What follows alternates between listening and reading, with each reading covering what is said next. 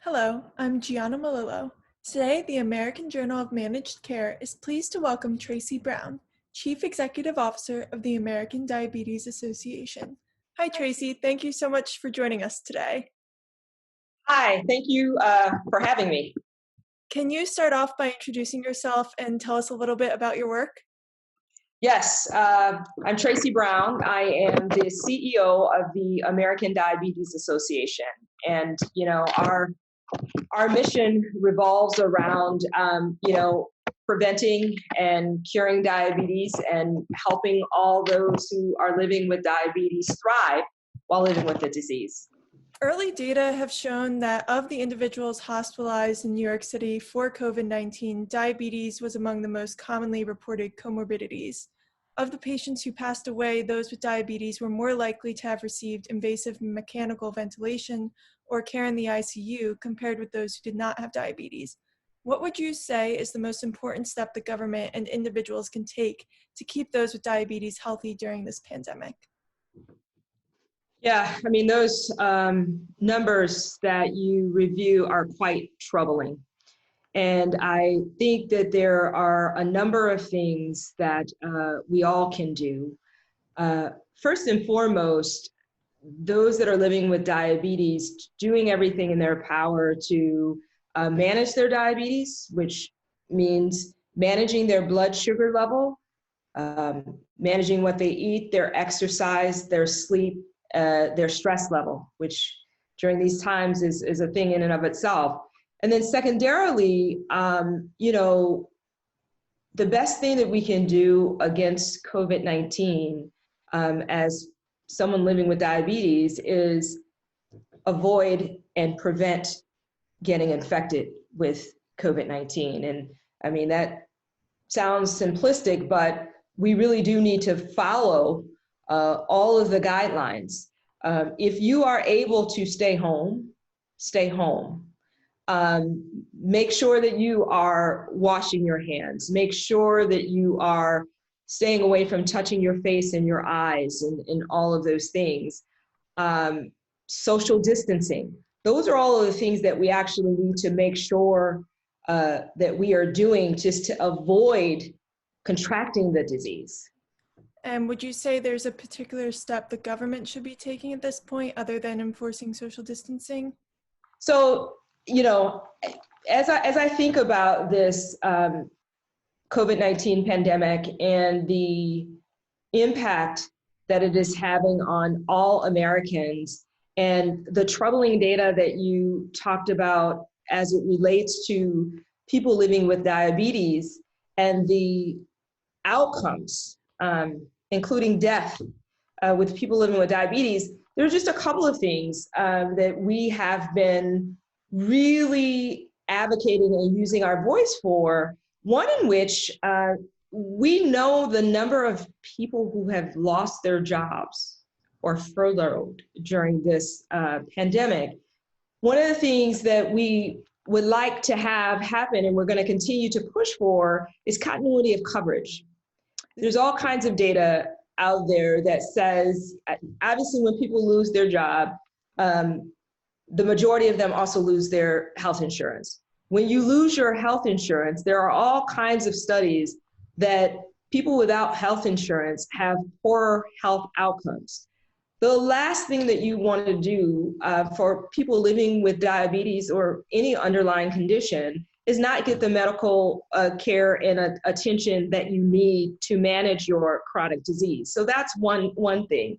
Two, we already know for people living with diabetes that the cost that a person living with diabetes has is about 2.3 times the medical cost of someone without diabetes. So there is a financial burden that goes along with this. One of the other things that we are pushing very hard for right now is zero copays for insulin and any other prescription drug that a person living with diabetes would need. And then the third thing, The numbers continue to rise with COVID-19. In fact, today, the numbers are surpassed 1 million in terms of cases and more than 50,000 deaths. Testing is critical right now with so many people walking around that are asymptomatic.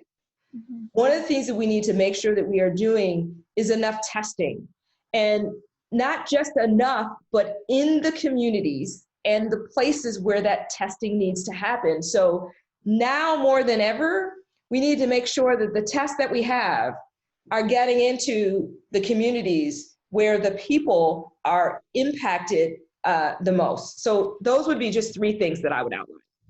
Great. So the federal government currently is not collecting or publishing national racial or demographic data of COVID-19 deaths. However, data from state, cities show that Black individuals are regularly overrepresented compared to their share of the population. So as of April 18th, states with the highest disparities include Mississippi, Louisiana, South Carolina, Georgia. Can you explain some of the factors that put Black Americans at particular risk for suffering from COVID-19? I will say African Americans and all people of color, actually. There are multiple factors. So one, we talked about the fact that those who have diabetes or any other underlying conditions will have poorer outcomes or a higher likelihood of having poorer outcomes if they contract COVID-19. When you look at these minority populations, these people of color, groups of people of color, you will start to see that they do have underlying conditions. In some cases, more than one underlying condition. So that is a factor in and of itself. Then when you look at some of the other social determinants of health or these environmental factors, where you're looking at where people live and whether they have access to foods. Many of these communities are in food deserts, whether they have access to the proper health care, whether they have transportation. I mean, when you go on and on with these things, all of those things are factors that lead to not only higher percentages of unmanaged diabetes, but this in and of itself adds the risk of when these folks actually contract the disease, it puts them at a higher risk of complications and or dying from COVID-19. So this is not a new issue. There has been lots of data published around all of these social determinants of health or access issues or systematic barriers, whatever word you want to put around it. But one of the most telling pieces of data is that 76% of people below the poverty line are people of color. That fact, and then all of those other factors compound living in this COVID-19 pandemic world right now. As you mentioned, to some extent, individuals in the healthcare industry were already aware of these sort of social determinants of care and these economic disparities and racial disparities when it comes to poor health outcomes. So now that this issue is kind of taking center stage with the pandemic, what changes do you hope for going forward in, say, the post-pandemic world? This isn't new information. What the COVID-19 pandemic is doing is shining a light on it. And what I'm hopeful for, that this is becomes a wake-up call. This becomes a wake-up call for America. I mean, when you're in these kind of crisis situations, I believe it's in crisis situations that you actually see humanity rise up and come together to actually solve problems. So that's what I'm actually hoping for. Less talk and more solving of these issues. And that's why things like driving zero copay on insulin and prescription. That's why things like getting testing into the communities that need it most is very important. That's why pushing for continuity of coverage is so important, particularly when you talk about people living with diabetes. 1 out of 2 people in this country are living with diabetes or prediabetes. That means everybody knows somebody. And so this is an American issue. We all need to come together and do better. And we can when we work together, when we use our voice to drive the needed change. So that's actually what I'm hoping that comes out of this unbelievable crisis that we find ourselves in, is that together we understand that we have to do better, and we can.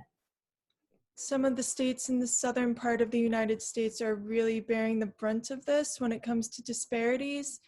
And several of these southern states, including Georgia, South Carolina, and I think Tennessee, have already begun reopening their economies, loosening social distancing guidelines. So what are your thoughts on these states' sort of actions?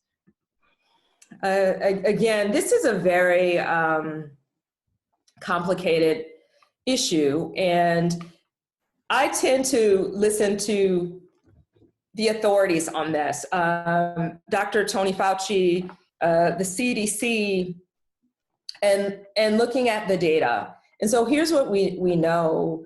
The number of cases continue to rise. We have yet to start to flatten the curve. And so in this case where the numbers are continuing to rise, we also know that you need testing.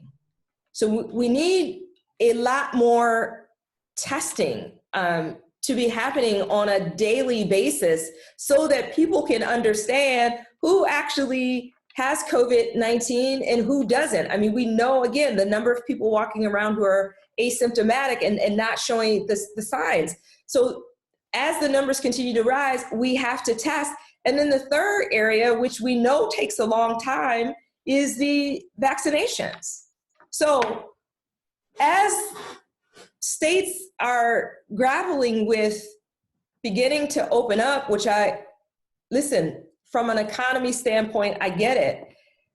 I think we have to be smart. All of the authoritative sources are telling us if we don't do this right, we will have new spikes, more cases, and thus elongating the impact of COVID-19. So I think this has to happen extremely carefully, and you've got to let the data guide you. And right now, we need more testing, more testing, more testing, more testing. And again, I would make sure that that testing is going to the folks that are disproportionately at risk or affected. And the limited data that I have been seeing with the limited tests that are out there today, it is not getting to the communities and the people who need it most.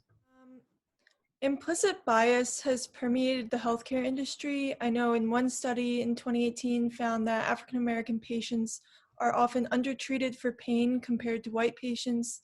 Another study found that marginalized populations, such as the homeless or people of color, are more likely to be seen as criminal or violent in emergency situations, more likely to be presumed to be non-compliant with their medication. So do you feel that distrust of the medical community among African Americans may inhibit some patients from seeking care or trusting that they can get the care that they need?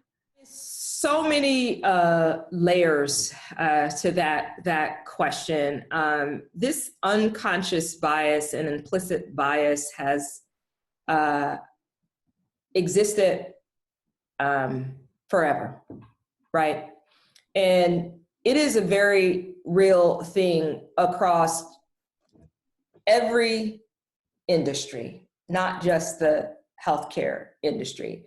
And I think the best thing that can be done is for people to be aware that unconscious bias is actually real. I think that's the first thing. And the second thing is, if you understand that it is real, then you can actually start to change your own bias and your own behaviors. And what I think is more important than ever is we will never get to a better place with unconscious and implicit bias unless and until we actually all start to come together as a people and start to listen and understand perspective. Perspective from someone who actually doesn't look like you. I think when we can all start listening more and talking less, that's when you're actually going to start to see this country pivot and change. And so that's overall what I think about unconscious and implicit bias. And, you know, my thing is, in this crisis and pandemic situation that we find ourselves in right now, with so many Americans suffering and so many Americans dying, that I would hope that everyone would put aside any difference that they may have experienced at any time in the past and just do the right thing around saving lives. John, or do you have any final thoughts you'd like to share? Yeah, I would just say I'm very, very passionate about everyone using this as a wake-up call and actually coming together to do something. And I'm going to put out there once again that we can all raise our voice to drive change. Let's all come together around the three issues: getting testing into the communities that need it, continuity of health insurance. When people are losing their jobs, living with diabetes, make sure that they get continuity of coverage, and then trying to reduce some of the financial burden and make sure that people get zero copay for their insulin and prescription drugs. And then I'll say, for the people who are actually living with diabetes, as I have been living with diabetes for 16 years myself, we can thrive through this crisis and any other.